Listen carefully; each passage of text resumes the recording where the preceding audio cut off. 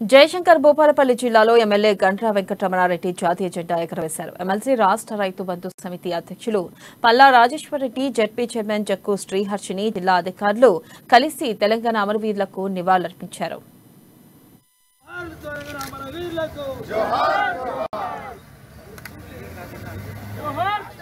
తెలంగాణ సమాజానికి భూపాలపల్లి జిల్లాలో ప్రజలకు, నియోజకవర్గ ప్రజలకు తెలంగాణ రాష్ట్ర ఆవిర్భావ దినోత్సవ శుభాకాంక్షలు తెలియజేస్తూ 2014లో ఏర్పడేటువంటి తెలంగాణ రాష్ట్రం ఈ రోజుకి 10వ సంవత్సరంలో అడుగెడుతున్నాం.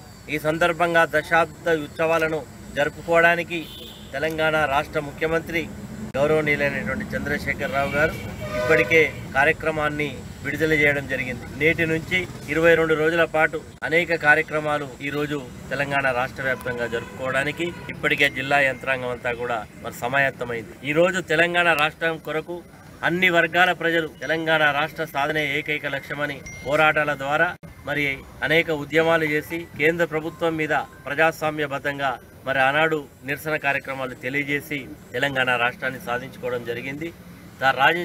సాధించుకున్నటువంటి తెలంగాణ సాధించుకున్న కొద్ది సంవత్సరాల్లోనే భారతదేశంలో అన్ని రాష్ట్రాల కంటే తెలంగాణ రాష్ట్రం అగ్రగామిగా ఉన్నది. సంక్షేమ రంగంలో కావచ్చు, అభివృద్ధి రంగంలో